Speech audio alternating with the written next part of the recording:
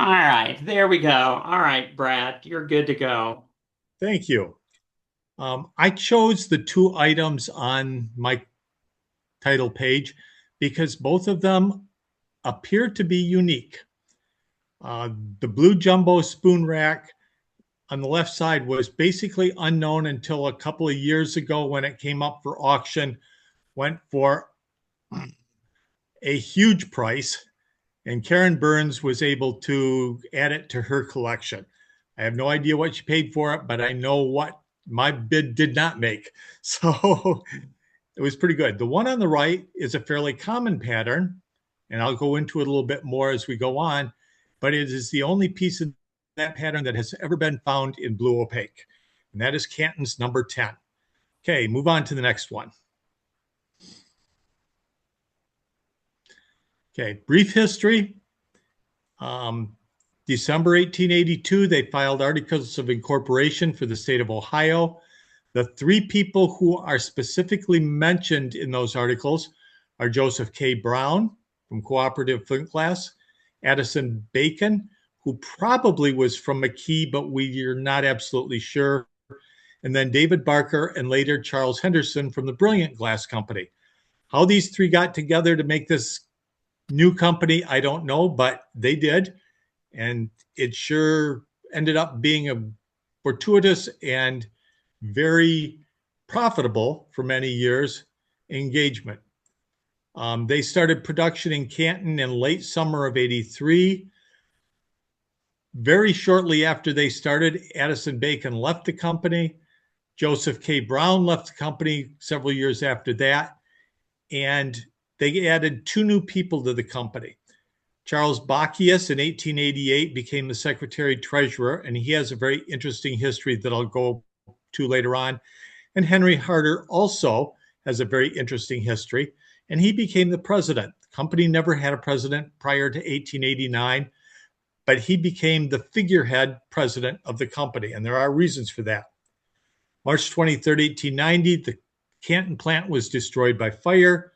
They leased the Beaver Falls Glass Company plant in Beaver Falls, Pennsylvania, which had just recently gone out of business. Very good for them. Late summer of 1890, they started the Marion, Indiana plant. October 1889, National Glass Company. And then ostensibly in June 1902, the plant shut down due to lack of natural gas. Interestingly enough, the glass factories all around there had no trouble getting gas. Next one. This is a Sanborn fire map while the factory was in Canton. And I can't show very well, but in the center, there's some writing in this next to that sort of dotted oval on the left. And what it says is night and Sunday watchman. And that is going to become a very interesting add on later on when we get to the fact that they had a fire at this factory. It was a pretty good size factory, had a couple of layers, one large furnace at the bottom of the picture here. And it was interestingly located very well in Canton. To the right of that picture, you see a couple of lines. That is a major railway line, which then teed off and went into the factory so that they could load. Excuse me. And at the south part or bottom part of the map, which is not shown very well, there is another railway line going east and west on this. So they were at the junction of two major railways, so they could ship their products anywhere. Next.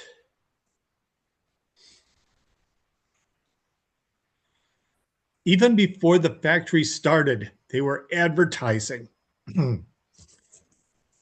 This came from Pottery and Glassware Reporter, and if I remember correctly, it was probably June of 1883 that this came in, and you'll notice that they advertised table glassware, bar goods, chimneys, lantern stuff, and if you look at the bottom, specie French and solid ring jars.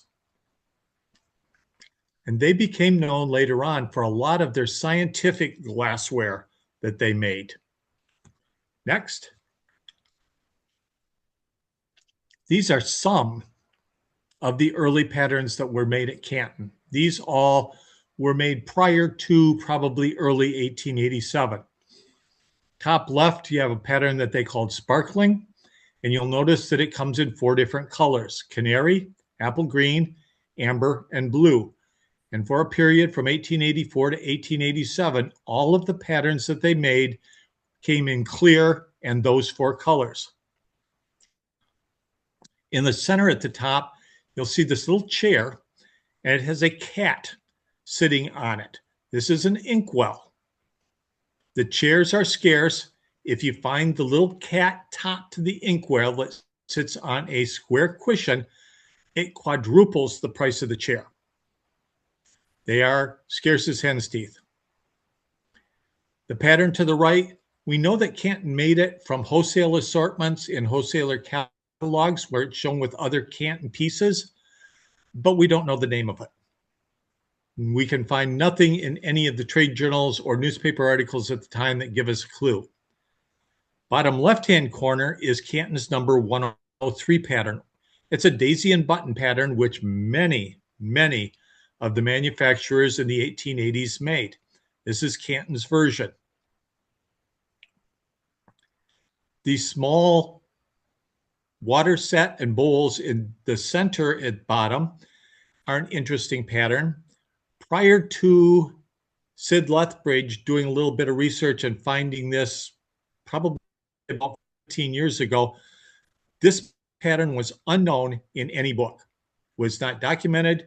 Nobody had ever seen a picture of it. We have found that it definitely was made by Canton, came in all of the 4 colors, but it just came in a water set and a berry set. There was no table set known for this. The pattern at bottom right is Canton's number 10.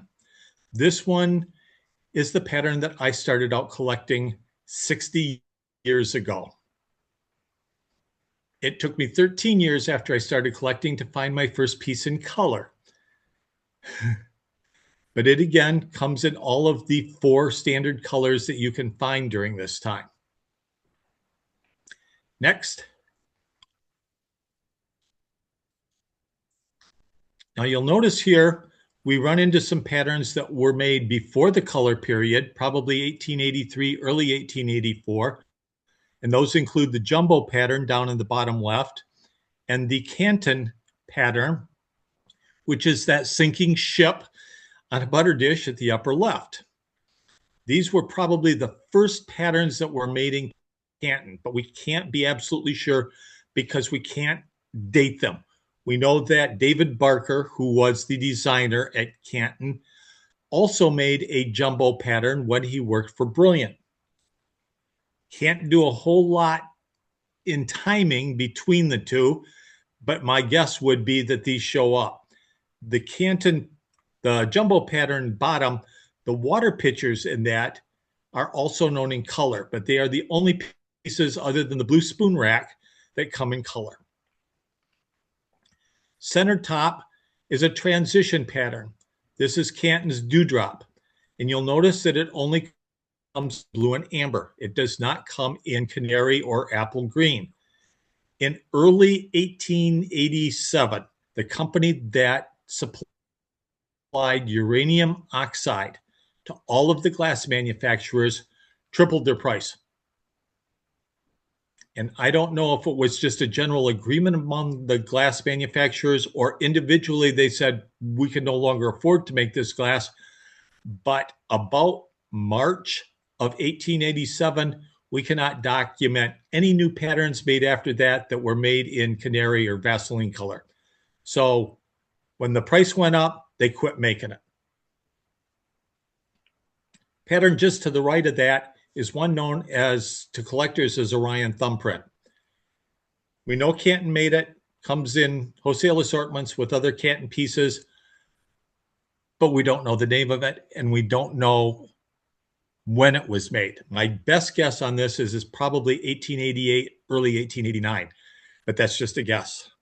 Down below it, you see an interesting illustration of what says toboggan table salt and toboggan butter dish and cover. The interesting part about these two pieces is they are unknown.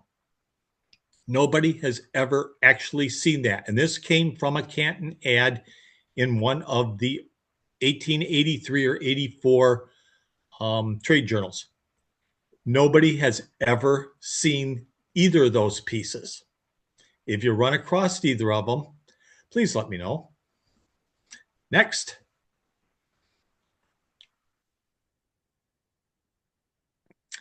The platter on the left was made for the 1884 presidential election. And they made two of them, one for the Democrats, Cleveland and Hendricks, and one for the Republicans, James G. Blaine and Logan. They weren't wildly popular, but you can find them occasionally today. What's interesting is 4 years later in the 1888 election, they duplicated this tray, but took the handles off. So it was just a rectangular tray. And they had the presidential candidates for the Republicans, Benjamin Harrison and Levi Morton, and for the Democrats, Cleveland and Thurman. The Republican tray has of special interest to me. 1888 election, Harrison and Levi Morton were elected president and vice president. My grandfather was born in 1889, and his name was Cassius Morton Gould. He was named after the vice president at the time. And he kept telling me that for years as we were growing up, or I was growing up. The plates on the right are Canton's number 10 or 11, excuse me. These come in all of the normal colors also. And this particular plate can be found fairly regularly. I run into it still today, probably about every 10th antique mall that I go through. There'll be one of them, usually in clear. Next. When I showed you the first picture of the Jumbo and Canton House butter dishes or pieces, if you look at this, it's very obvious that these two were made from the retooled molds. Now, whether Canton was first and Jumbo was first and Canton House was second is unknown. But you can see the similarity, strong similarity on the top, where basically the only thing that's different is the design and the finish. And I have to thank Len Farshoni for these because I do not have either of these in my collection. Next. Okay, now the headline says Canton plant destroyed by fire. But if you read the article, there's nothing in there about a fire. This is Friday, March 21st, and it says that owing to an increase of from $150 to $300 per 100 pounds of soda ash, Canton Glass Company has shut down. Will reopen on Monday with 4 weeks supply of material on hand and run half-time to supply present orders. Officers said that unless the price is reduced, it will cause permanent discontinuance of the work as the factory cannot run at profit with materials so large. Tells about how big the factory is, and at that time, it was one of the largest ones in the U.S. Next slide, please. Last one was Friday. On Sunday, Glassworks burned to the ground. It was total loss except for the molds and the paperwork were off-site and were not damaged. If you remember back that first Sanborn fire map, it said nighttime and Sunday watchman. The factory burned on a Sunday, and the fire was called in by an employee of the railroad company and not by the watchman. There evidently was no watchman on duty that day. Well, it has never been mentioned in any of the Canton papers or anything else that I can find. You question whether it was arson. and they burned the factory to try and get out of Canton. Can't prove it, but it sure, that's one of the things that niggled at me for a long time. Next. They immediately started looking for a new location. They looked at Lancaster, Ohio. Next. Then they decided, well, we need to go someplace, and we've got all our molds. We're not going to have a factory in a long time. Let's start making glass. We can rent a factory. There are a lot of them out there that are available. And so they moved men, molds, everything to Beaver Falls, Pennsylvania for the Beaver Falls glass work. Next. The company also during this time was looking at Indianapolis. Indianapolis made a very big pitch, it looks like, to try and get them to come there. But the question was natural gas supply. And I have taken a look at the natural gas field in Indiana, and it doesn't quite come down to Indianapolis. So they would have to actually take a well about 10 or 15 miles north of town and run a pipeline to where this is. And I think that it was probably one of the factors which made them decide that Indianapolis was not the right place for them. Next. A few days later, they said, we're going to go to Marion, Indiana. They're right in the middle of the gas field. They've given us inducements. Inducements means free land, very cheap gas, and extra land where they could have their men build their houses and live there. They wanted people to come in and work in Marion. And there were about 100 people moved from Canton, Ohio, and ended up in Marion. Next. Okay, they weren't able to start up until early May in Beaver Falls, but this will give you a time period of, they were making glass, and they were making glass through much of the summer of 1890. Next. We know that by August 1st, the factory was not ready. This is a strange little article that I pulled out of newspapers.com that talked about some people who were visiting the Marion, Indiana, and they went over the grounds of the Marion Real Estate Company and shown the plant of the Canton Glass Works, which still was in the process of erection. This was the 1st of August. Next.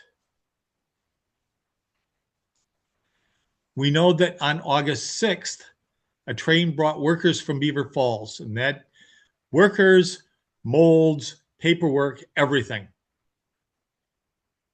Little less than 3 weeks later, they had a trial blast at Marion, and production started the next day.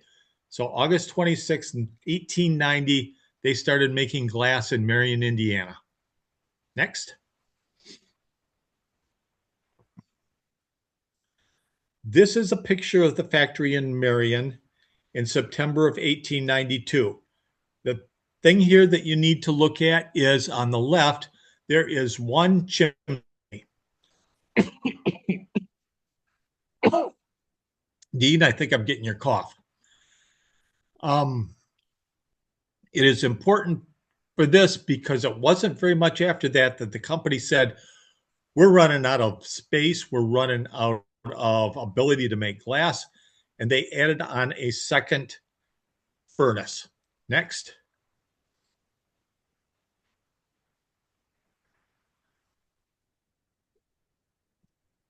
Slide's out of place, but we'll do this one anyway. This is Canton's number 120 pattern, and it was the first one introduced after they moved to Marion. And what you'll see in here, this is a wholesale assortment. I can't remember which factory this is from, or which, excuse me, wholesaler this is from, but it shows not only their number 120 pattern, but if you look up in the upper right, there is a little jelly compote, and that's Canton's number 103. And that's how we can tell that they also made that pattern. In the center, underneath the rose bowl, there is an Orion thumbprint plate. We can associate that with Canton. Over on the left-hand side is a reamer, which to reamer collectors is just known as the Canton reamer, and it's pretty hard to find. And so we can attribute that to Canton also. Next. They also made, and this was one of their biggest seller for years. This got a inventions patent, so it was good for 17 years, that ribbed filtering funnel. They advertised the heck out of this.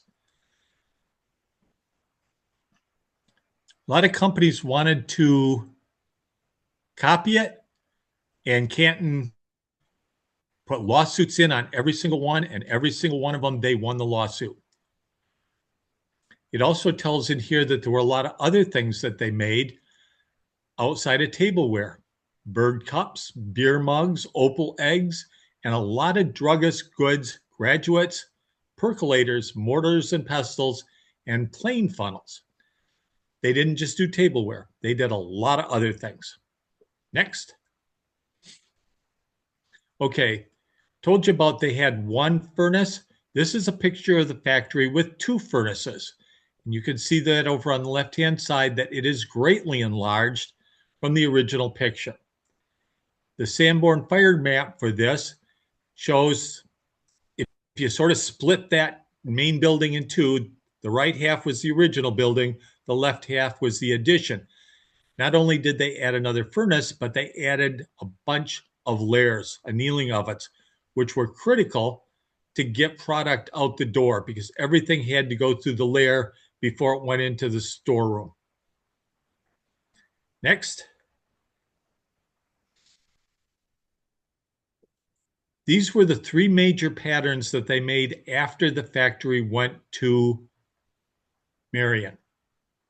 Number 120, which I showed you before, number 130, which is actually quite difficult to find in some pieces, and number 140, which is tough, but not impossible to find. If you notice here, 1894 was the last year that they made pressed tableware.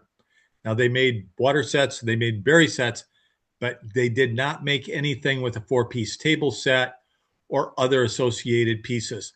They basically said, we can't compete with U.S. Glass, we can't compete with some of the other independents. We're just going to get out of the tableware market and make specialty stuff. One of the things that they made during this time,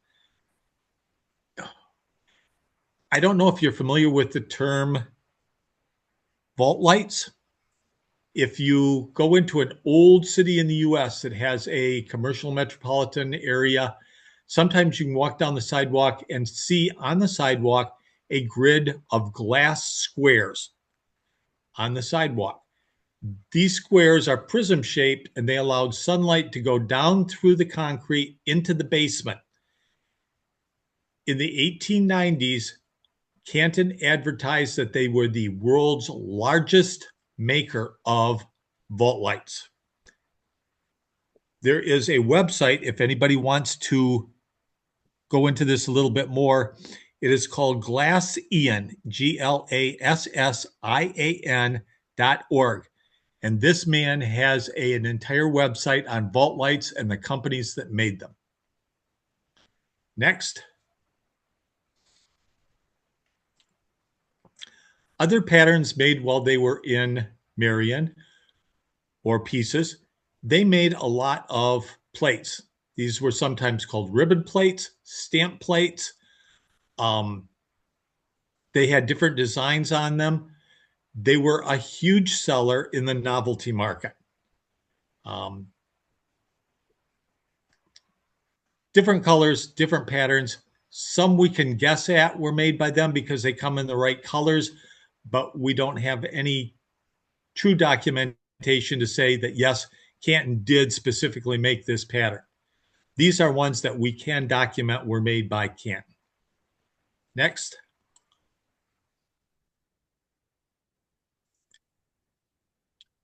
When they were in Canton, Ohio, they made the colors of what's known as the ABC era among pattern glass collectors: amber, blue, canary, and also apple green.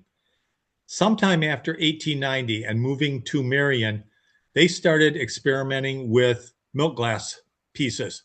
And they took some patterns that were made before they moved to Canton, or before they moved to Marion.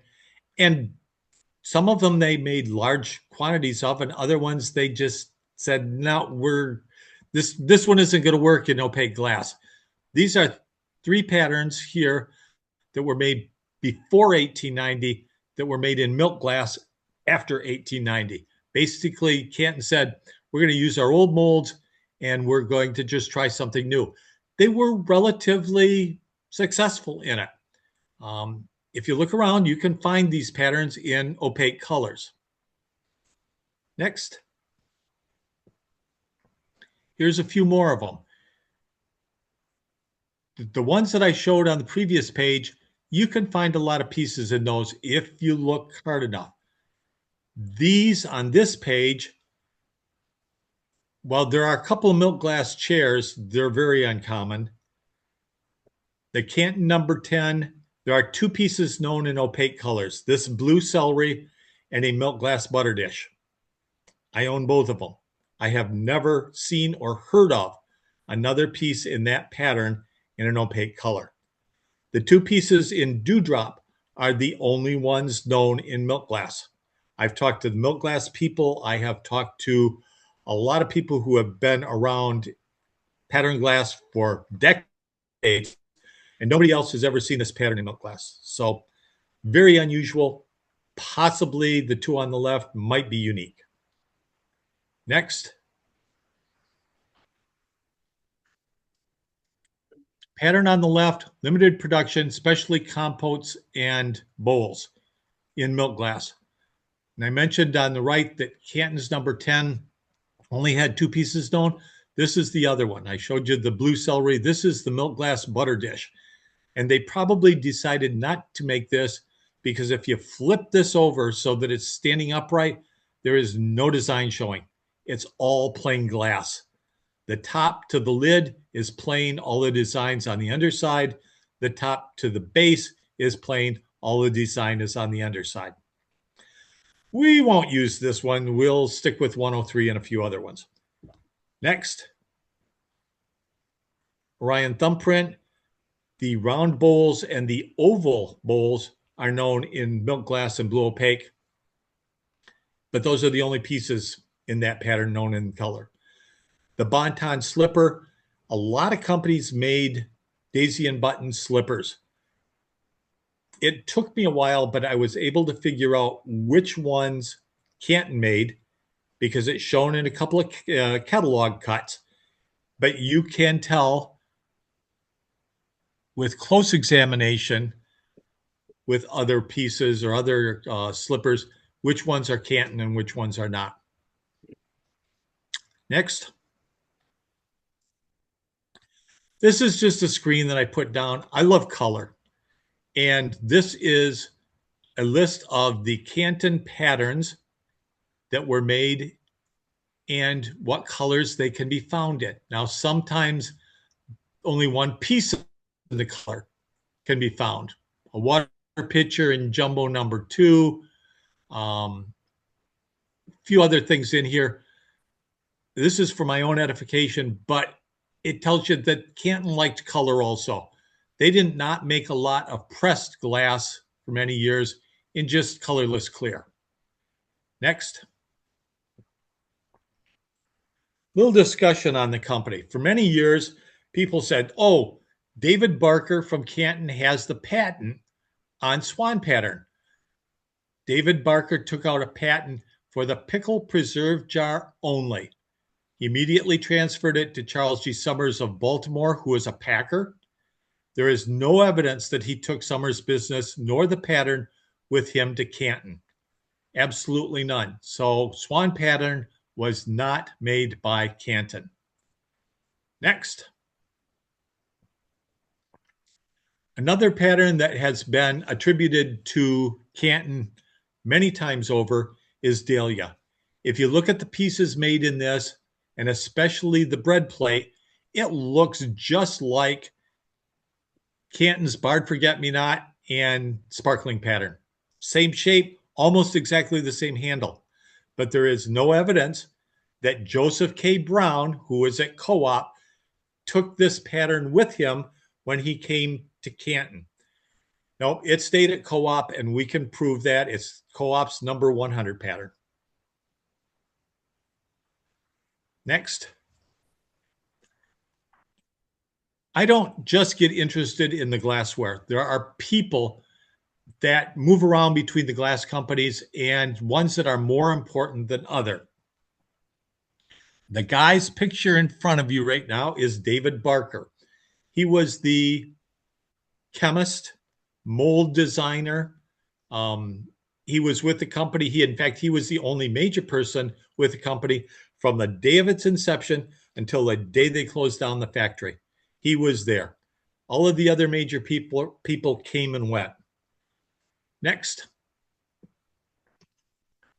Joseph K. Brown was one of the founding people. Very concise and short. This is his history. Started out with McKee, went to Co-op, was at Canton, left Canton in 1888 or 1889, and then we find him in 1890 at Tiffin Glass Company, in 1892 at Ohio Flint Glass Company. After that, hard to track, but I haven't tried too hard. Next. Addison Bacon was the money guy. In the 1880 census, it says he lives with his parents and he's a bookkeeper. His brother Benjamin Baker works in glass. And Benjamin, we know, ended up in Jeannette, Pennsylvania. He was probably with McKee, and I would assume that Addison Bacon was also with McKee at this time. 1881, he's just listed as a bookkeeper. There is no glass company assigned to him. Then he started with Canton. Didn't last very long with Canton. Don't know the whole reason why, but he left after a couple of years. And you can see then that he went on and worked with a couple of glass companies for probably through 1890 or so. Windsor and Greensburg especially are two well-known EAPG companies. By 1893, he has gotten out of the glass business and is just working as an accountant for an accounting firm in Pittsburgh. He's listed as a CPA from 1900 to 1915 and has a fairly large ad in the Pittsburgh directories. And then he died in 1915. Interesting man. Hard to find out anything about his personal life. Next. David Barker. I don't know how to explain this guy. Creativity, he was probably one of the best. When it comes to colored glassware, there are a lot of others who were better, but he did okay. But his designing was probably at the top. They tried to start Novelty Glass Company. Novelty never made a single piece of glass. They morphed into Brilliant. He ended up as founder of Canton, and he was there until the day they closed down. Interestingly, even though he had family and all of his ties were in Canton, Ohio, he stayed in Marion until his death. And when I started looking at a lot of the newspapers.com articles about David Barker, he had his hands in another glass factory that made window glass. He bought one of the newspapers in Marion. He started a couple of stores with other people, and Welkers, in their book on pressed glass in America, implied that he had a hand in starting the second Canton Glass Company. I have been unable to document that. Be an interesting thing if it's true, but I'd sure like to know more about it. He ended up being buried back in Canton. Next, Charles Henderson and David Barker were best friends. Henderson went to Novelty. He was at Crystal. He was at Brilliant. He came to Canton. Unfortunately, Charles Henderson had some problems with alcohol, and he died of liver disease at the age of 46. My guess is he was probably the glue that held the company together. If you look at the history of the Canton Glass Company, where a lot of other glass companies were plagued with strikes, Canton never was. The two strikes that I can document to them lasted no longer than 2 days. So they never had a problem with shutdowns, workers. Henderson could walk through a factory, and there's at least one article, know every person by name, what their strengths were, what their weaknesses were, and who could get something done. He probably was the person that if somebody had a grief, they never got to the union level.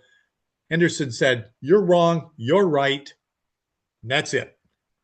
And when he died, it didn't show up so much in newspaper articles and trade journal quotes, but you could see from the personnel moves that happened after 1897 that the company started to fall into disorder.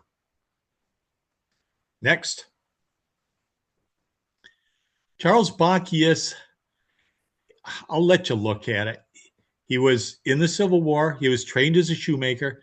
He was trained as a watchmaker. He was secretary treasurer of the Marietta Barge Line. He went back into the shoe business. Now, why in 1888 and 1889 he joined Canton as the secretary treasurer? That's a very important job. He had no, from what I can find, glass background whatsoever. He must have been a very good salesman and a very good coordinator. When the National Glass Company formed, he was the vice president. He did not last long with National. He could see the handwriting on the wall. And in 1902, he and a bunch of other businessmen started the Chicago Flint and Lime Glass Company in Chesterton, Indiana. That company didn't last long either. And I do not have it down in here, but Charles Bacchius then retired to Florida and passed away down there about 1914, 1915. Next. Henry Harder was the first and only president of the Canton Glass Company. He was an attorney in Canton, and as I say in here, he was a close personal friend of William McKinley. There are inferences in several things that he was McKinley's personal attorney. 1889, he joined the Canton Glass Company as president. After the company moved to Marion, Indiana, he still stayed in Canton. That was his home. He had other business interests there. He did get very involved in the workings of the company. And he was also, if they needed money, his family also owned a bank. So he could get loans, short-term or otherwise, from the bank. 1898, after he had left the Canton Glass Company, he was vice president of the Isaac Harder Company. Isaac was his brother, and they were into all sorts of things. In 1913, he was part owner and the charter of the Ironclad Gas Mantle Company, basically a lamping company, which by that time you would think that those were going out of business. But he started up another company. I don't have a death date for him, but when he did die, and I can remember this, the funeral in Canton was attended by over 1,000 people in the church. So he was a very well-known and probably fairly loved person in the Canton area. Next. Sanford Hamilton, I haven't mentioned any time in here, but he was the salesman. Early American pattern glass companies had to have somebody go out on the road, beat the bushes. Some companies had 2 and 3 salesmen, geographical reasons. Sanford Hamilton joined Canton probably before they came to Marion, but I'm not seeing a whole lot there. He was always mentioned in Canton's room when they had the display at the Monongahela House in Pittsburgh. Affable Sanford Hamilton guided us through the room, showing us all the displays of glassware with the different colors and the different types. His name got used more than just about anybody else when they were talking about the different manufacturers during this time period. Now, I remember Mr. Henderson passed away in 1897. Sanford Hamilton and Henderson were very close friends, and he left Canton in 1897 after Henderson died. He was replaced by Charles Bacchius' son, James, who was also a bookkeeper for the company. James went on the road for the company for the next 3 or 4 years. Sanford Hamilton went to work for Key. 1900, 1910, he can be found in the census in San Diego County, California. In 1960, he entered the Veterans Home in California and died in 1922. The story of him that I remember the most is one day they had to go in and change the pots in the plant. And anybody who was not there when they were changing the pots, workers, because it was a very strenuous activity and very labor oriented, they would have to pay for the drinks afterwards.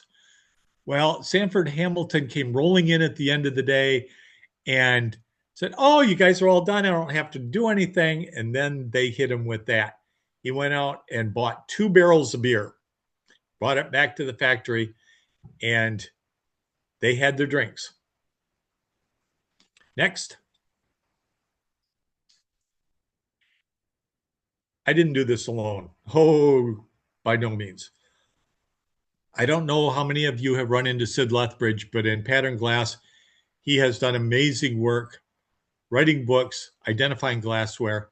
He helped identify Canton's 103 or Daisy and Button, and he supplied me with a lot of catalog assortments. I also found information in Joe and Bob Sanford's Canton Glass Company. It's not a very thick, maybe about 20 pages, but a nice little, I'll call it a pamphlet that tells a lot of history of the company nobody else had looked at before this. J. Stanley Brothers in 1940 wrote 4 articles on Canton in Hobbies magazine. There's a lot of interesting things in there where he actually he talked with people who had worked in the factory, especially in Marion, and he got information from them. Unfortunately, some of that 40 years after the factory closed down, some of the information wasn't perfect, and we know a little bit better now, but there's a whole lot of things that came out of his articles that were at the time completely new, and people didn't know anything about Canton. They now know things about Canton. Next person, and I'm not even going to try and pronounce her last name. I don't know if it's Iwan or whatever. She wrote a very interesting article in Glass Collectors Digest that talked about Canton. And hers goes from the original Canton, Ohio Glass Company all the way through the second Canton Glass Company, company that refused to die, and goes well into that, talking about what happened, especially in the Indiana area. The other piece of information that was really helpful, the 1903 Canton Glass Catalog has a lot of glass that originated, or Cambridge Glass Catalog, excuse me, a lot of information that originated at Canton. Mostly milk glass pieces and druggist and pharmaceutical glassware that shows up in that catalog. Canton people, or the Cambridge people, did not know where that came from. And a couple of years ago, I gave a presentation to the Cambridge Glass Club, and they were like, "What do you mean that came from Canton?" And I showed them the links, and they said, "Oh, National Glass Company, when they shut down Canton, shipped a lot of their molds to Cambridge." I also found a lot of interesting stuff at Ancestry.com and newspapers.com. Next, and I think that's it. Can I ask a question? And Yes. J. Stanley Brothers, didn't he write articles. Didn't he study also Indiana Tumbler and Goblet in Greentown? Oh, many. He wrote articles on a lot of glass companies. Okay. And if you look, he actually published a book, 1939 or 1940, called Thumbnail Sketches. And there are a lot of the glass companies that show up in there. And he just copies his articles from Hobbies Magazine in there. Unfortunately, Thumbnail Sketches was published before he did the articles on Canton, so it doesn't show up in that book. Okay.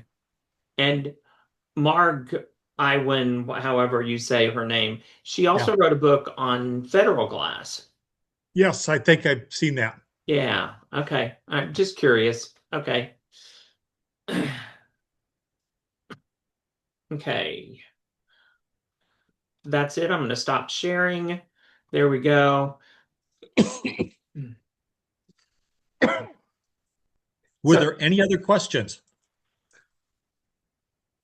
there are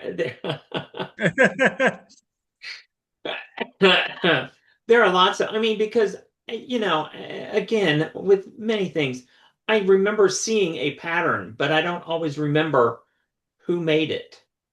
And I know I've seen pieces in some of that too. Yeah, Um, I find it interesting. I didn't realize that two different companies made jumbo yeah, patterns. yeah. And if you look at the patterns, they are different in shape, form, finials, handles. And David Barker probably had a hand in making both of those. But when he went to Canton, he had to change the design enough so that it didn't duplicate what he did previously. Right, right. Max and Ann Blackmore are doing a seminar at our antique show next weekend, and it is going to be on Canton Casual Glass, which Yes. is a modern version of Canton Glassware. Well, Yep. and seeing that's what I've got. I've got out some of my casual pieces because it's interesting. You said there's kind of there's not much information known about Canton after a certain point in time. Yeah. Um, obviously, I mean, I didn't think. I mean, yes, I know that many companies made both glassware used by in the home, but also then for business purposes such as medical and things like that. And I didn't Yes. even think of that because for me, yes, I have a collection. I've got some pieces here of Canton's Casual line, which is from the 50s, very mid-century design. Yes. Not a lot of information on it. Um, I know there was an article, I believe, in the very first edition of All About Glass from the museum there in Weston, but that's about it. A lot of that came from Helen Jones, who has a Yep. collection of it as well. Um, but I know that also, and I'm probably going to get some of this wrong, and somebody will point it out to me. I believe Canton purchased the stock and the molds when Paden City closed. Yes, they did. Because um, we can find pieces of Hayden City's Georgian pattern Right? that ended up being made at Marion, Indiana. Okay. So, yeah, so it's kind of like there's this big hole of there's not a lot of information about them, but Yep. then they pop up again 40s, 50s, and while we're talking, like I said, if anybody's not familiar, here's the casual line, and a Uh-huh. lot of people just don't know about it. Um, uh, Helen is one who introduced me because I've known Bob and Helen for a long time. and she happened to be doing I think she did both shows in Houston for Phyllis knows this. There are two glass shows in Houston, and the one in February is put on by Max Miller, a dealer. um, the other one in August is put on by the Houston Glass Club, and I believe Bob and Helen did both of them. I could be wrong, but she knew I collected anything made in Indiana, so she started selling me pieces of casual. And for anybody, What are those, Dean? I'm sorry. Vases? I no, can't. I believe they considered them cigarette holders. Oh, okay. That's And these came in, they had four uh-huh. colors. I don't know. They had amber and black, green and crystal, amber and crystal, and blue and crystal. Pretty. Okay. Um, and they're not really sure, like I said, those are, I believe they're considered cigarette holders. They did ashtrays. They've got big bowls like this, a big serving bowl, and this is a hefty piece of glass. This would hurt somebody if you hit them with it. I mean, there's some heft to this piece. Um, you know, they've got little candle holders. Okay. The other interesting piece for me, since anybody who knows me knows I like center handled servers. Here's their center handled server. Interesting. It's much smaller than the ones that Indiana Glass made, that I have like 80 to 90 of. Easier to collecting, right? Less space. Easier to collect. That's true. I think one of my favorite pieces is the covered candy dish. That's pretty. That handle is awful. I can't imagine that many of these have survived intact. Canton Glass people call those suicide handles. Exactly. Exactly. So, I mean, and I think the only other piece is a little bud vase, and there may be a larger vase. I'm not sure. And like I said, ashtrays and you just don't see it out very often. And even here in Tennessee, mid-century is very popular, and nobody really knows what it is, sees it anywhere. So, but yeah, it's interesting that kind of gap there and what they were doing and things like that. So it's interesting. Well, anybody else have any questions? I'm sorry, I kind of jumped right in. One other thing I want to bring up: when Canton was in business at Marion, and Leo Nussbaum was the president and ran the company for many, many years. One of the things that he came up with was an eye wash holder, an eye cup, that was different than anybody else made out in the marketplace. He got a design patent on it, and you can find them with the design patent. And then somebody said, the shape of that actually has function. So you can get an inventions patent on that also. It is one of the very few pieces of glassware that you can find two different patent numbers on. And people now know this eye cup as the John Bull eye cup. If you've ever looked at eye cups and flip them over on the bottom and it says John Bull, that was made by Canton Glass Company in Marion, Indiana in the teens and 20s and possibly later. Okay.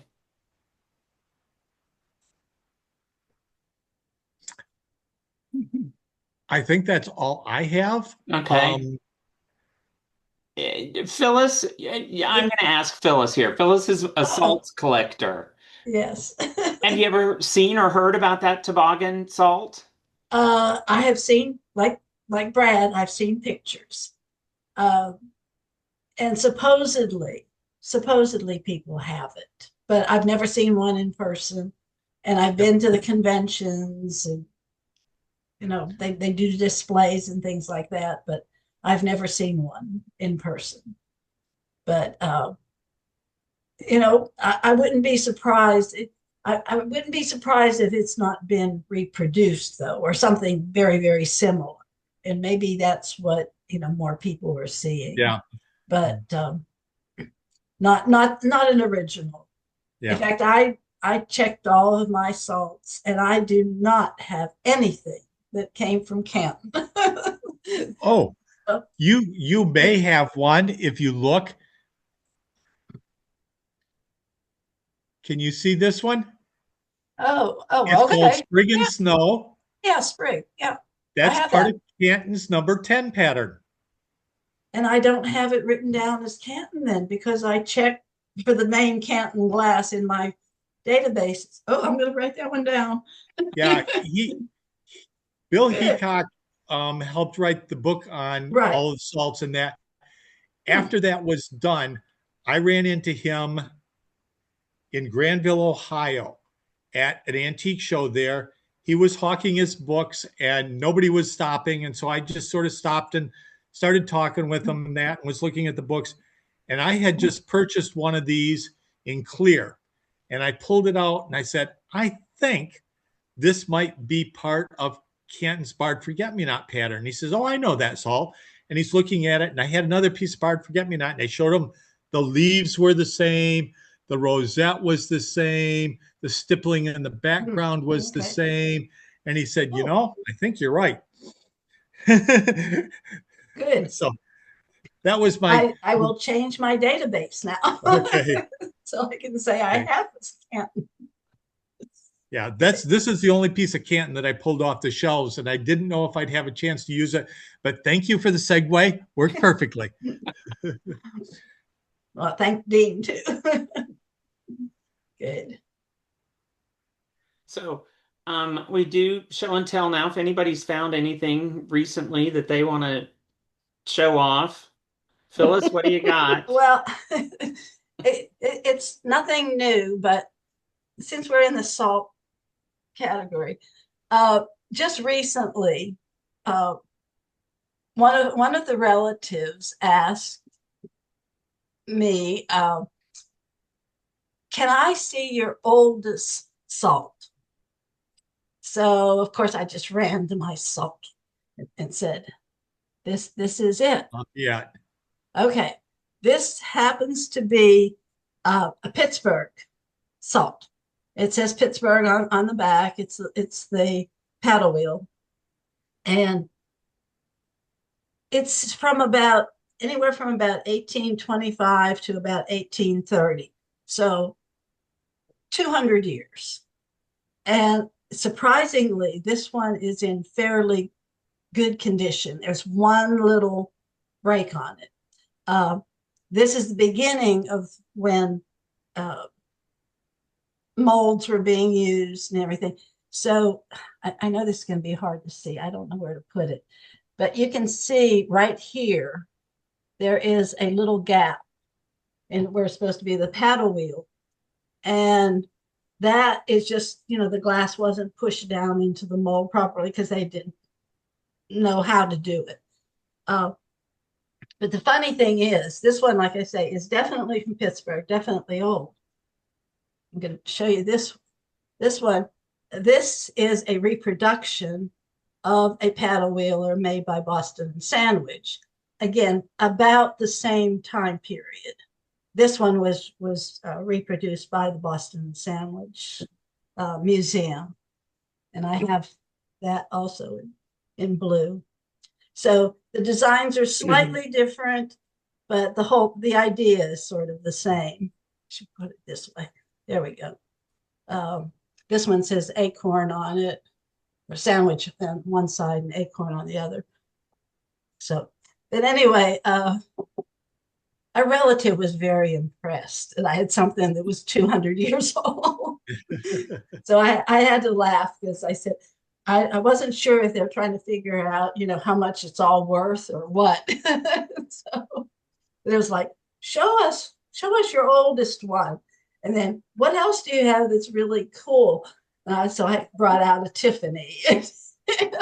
Like, well, if you want to impress some young people, bring out things like that. And, they can be duly impressed.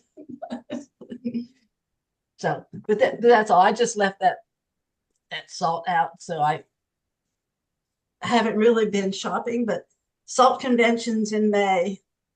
Looking forward to it. So Gwinnell, what about you? I'm sure you have something. Yeah, I do. I brought out my Canton. It's not much, oh, but it's the oh, I don't remember what the pattern's called. Pertura, I think. And it's often confused with the Pain City one. Penny line, similar. Yeah. Okay. So it's a little different.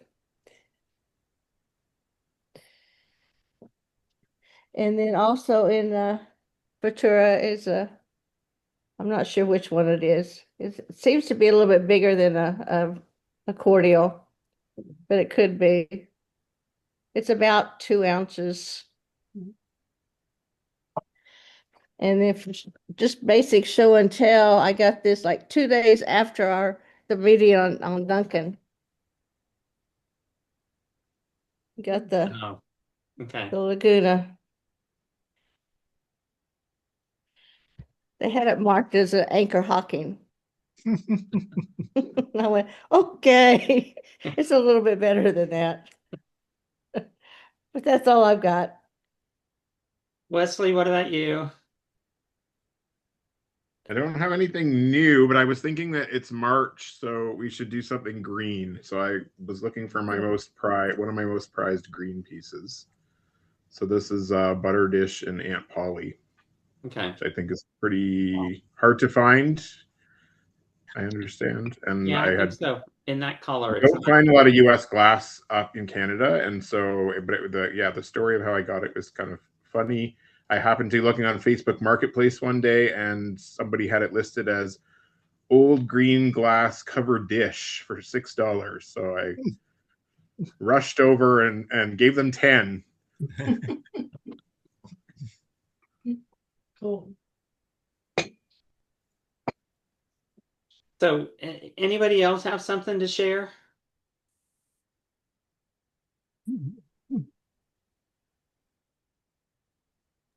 Mundine, Uh-huh. don't you have more? I do have.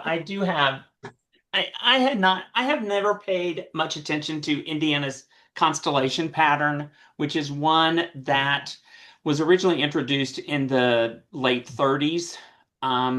But by the time it was really most of it was made more in the 50s and later, and a lot of it was just great big serving pieces and things like that. I happened to be looking and I found a vase. They did a vase, and it's a very interesting shape, especially with the 3 feet on it.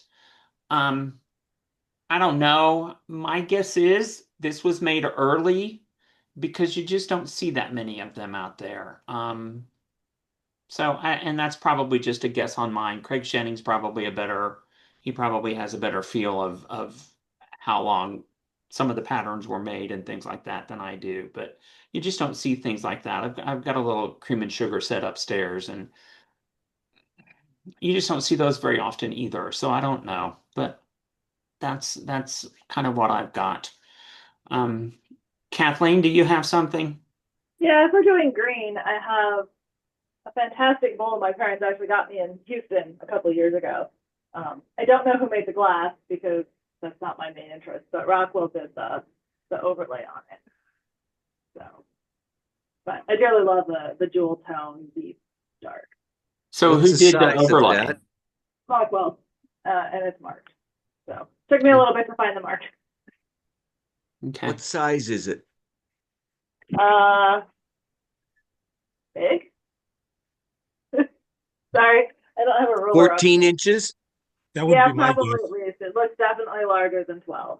I could easily lay a ruler on top. So 14, possibly even 16. It's a very flat bowl. It's been flattened out a lot. So like this whole space. The green doesn't look right. What's the bottom?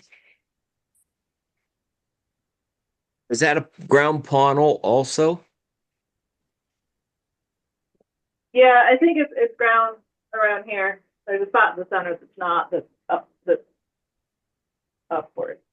So It may be fry. that would be cool. That was might be the console bowl out of their art glass line that was done in the late 20s. That would probably fit the Rockwell that's on it. Definitely not Yeah, an earlier. a lot of their art line was Rockwell overlay.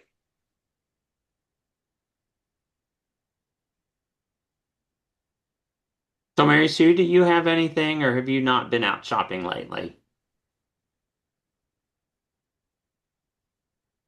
I have been hibernating.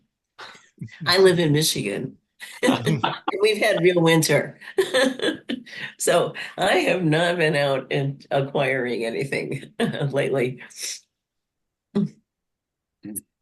I have to ask, when you go to Weston, are you going to take the shopping route to get there, or because Oh, my wife and I are heading south and then across Kentucky in order to cut over, oh, and we're going to take 3 days of shopping before we get there. okay. Well, I might have to stop at the malls around Springfield, Ohio, on either the way there or the way back. But Yep. I'm having withdrawal. Well, so to go down to Kentucky, how are you going to go? I'm going to head down to 75. Lansing and get on 69, and 69 goes down through, and when we hit Indianapolis, then head down towards, we're going to eventually get to Madison, Okay. Indiana on the river. That's one of our goal places. A Yeah. couple of good malls, a Yeah. lot of historical stuff, and then down there and hit the expressway across northern Indiana and go around Lexington and Yeah. cut across that way. Yeah. That's I've got a bunch of them marked out that I want to hit. yeah. Yeah, I have to say, Madison has some nice places. Yeah. So, and then have you ever stopped at exit 76 there in Edinburgh? Yes, I have, but it's been a long time. Yeah. It's a big mall. Yeah. Northern Indiana, Angola, Auburn, Fort Wayne. There's a bunch of them in there. You could spend 4 hours probably hitting all of the malls and shops in the first 40 miles of Indiana.